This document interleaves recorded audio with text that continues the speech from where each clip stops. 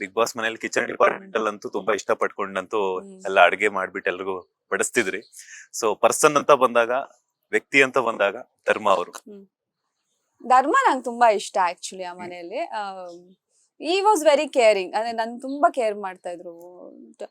Supportive ಅಂತ ಹೇಳಲ್ಲ, ಎಲ್ಲಾರು ಅವ್ರವ್ರ ಆಟ ಅವ್ರು ಆಡ್ತಾ ಇದ್ರು. ಬಟ್ ನನಗ್ ನೋವಾದಾಗ, ನನಗ್ ತುಂಬಾ ಕುಗ್ಗೋದಾಗ ನನಗೆ ಹೆಗ್ಲು ಕೊಡ್ತಾ ಇದ್ದಿದ್ ವ್ಯಕ್ತಿ ಆ ಮನೆಯಲ್ಲಿ. ಸೊ ಅವ್ರ ಮೇಲೆ ತುಂಬಾ ರೆಸ್ಪೆಕ್ಟ್ ಇದೆ.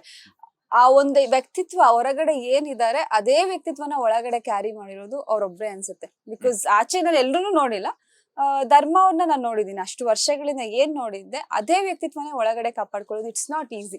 ನಾನೇ ಸಮ್ಟೈಮ್ಸ್ ನನ್ ಟೆಂಪರ್ ಕೆಟ್ಟು ನೀವೇನ್ ಮಾಡ್ತಾ ಇದ್ದೀರಾ ಅಂತ ಕ್ವಶನ್ ಮಾಡಿದೀನಿ. ಬಟ್ ಧರ್ಮ ಯಾರನ್ನು ಹಂಗೆ ಬ್ಲೇಮ್ ಮಾಡೋದು, ಕ್ವಶನ್ ಮಾಡೋದು ಮಾಡೇ ಇಲ್ಲ.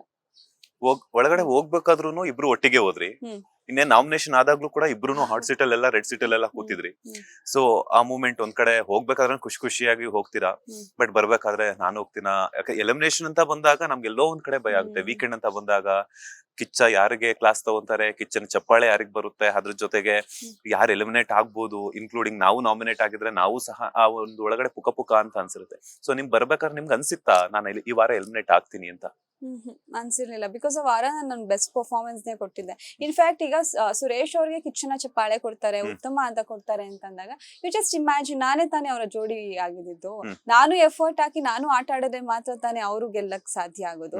ಈಗ ನನ್ ಕೈಲಿ ಆಗಲ್ಲ ಅಂತ ನಾನ್ ಬಿಟ್ಟಿದ್ರೆ ಪ್ರಾಬಬ್ಲಿ ಅವ್ರು ಗೇಮ್ಸ್ ನ ಇಗ್ನೋರ್ ಮಾಡಿರ್ತಾ ಇದ್ರು, ಅವ್ರ ಕೈಲೂ ಆಡಕ್ ಆಗ್ತಿರ್ಲಿಲ್ಲ. ಲಾಸ್ಟ್ ಅಲ್ಲಿ ಒಂದ್ಸಲ ನಾನು ಅಳ್ತೀನಿ, ಆಗ್ತಾ ಇಲ್ಲ ಅಂತ ಒಂದ್ ಗೇಮ್ ಅಲ್ಲಿ. ಬಟ್ ನಾನ್ ಬಿಟ್ಬಿಡಿ ಅಂತ ಹೇಳಲ್ಲ. ಬಟ್ ಸುರೇಶ್ ಅಣ್ಣ ನಾನು ಅಳ್ತಿದ್ದೆ ಅಂತ ಅಂದ್ಬಿಟ್ಟು ಬಿಟ್ಬಿಡ್ತಾರೆ ಆ ಒಂದು ಕ್ಯೂಬ್ ಟಾಸ್ಕ್. ಅದು 3 hours ಸತತವಾಗಿ ಹಂಗೆ ಇಟ್ಕೊಂಡ್ ಕೂತಿದ್ದನ್ನ.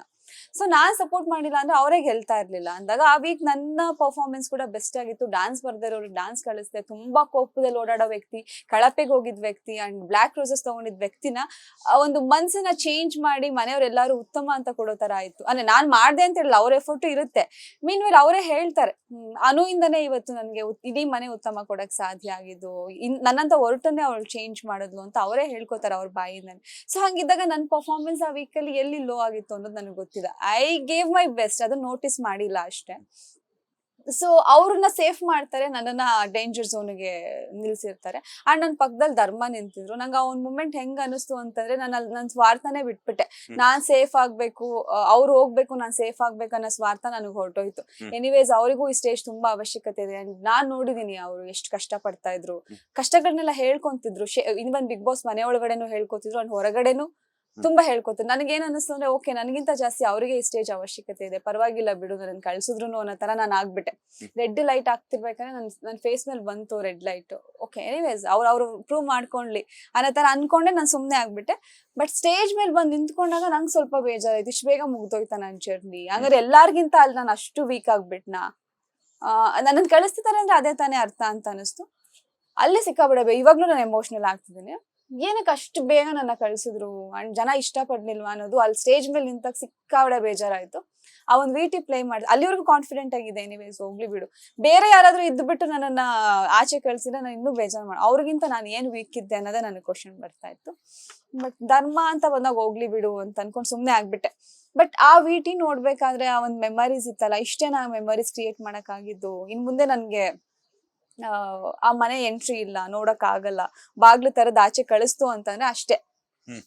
ಆ ಮನೆನೇ ಹಂಗೆ ಒಳಗಡೆ ಕಳ್ಸೋದು, ಆಚೆ ಕಳ್ಸೋದು ಅವ್ರಿಗೆ ಜವಾಬ್ದಾರಿ. ನಮ್ ಕೈಲಿ ನಮ್ಮ ಹತ್ರ ಯಾವ್ದೇ ಅಧಿಕಾರಗಳಿರಲ್ಲ.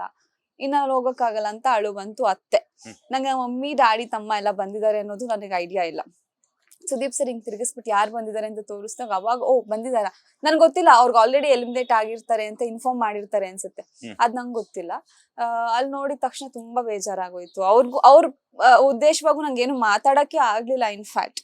ಆಮೇಲೆ ನನ್ ತಮ್ಮ ಬಂದು ಮಾತಾಡಿದ್ಮೇಲೆ ಇದಕ್ಕಿಂತ ಗೆಲುವು ನಿಂಗೆ ಏನ್ ಬೇಕು ಅಂತ ಸುದೀಪ್ ಸರ್ ಹೇಳಿದಾಗ ಅಲ್ಲೂನು ಬೇಜಾರಿತ್ತು. ಆದ್ರೂ ಇಷ್ಟು ಬೇಗ ಕಳಿಸ್ತಾ ಇದ್ದೀರಾ, ಇದು ಮೋಸ ಅಲ್ವಾ ಅಂತ.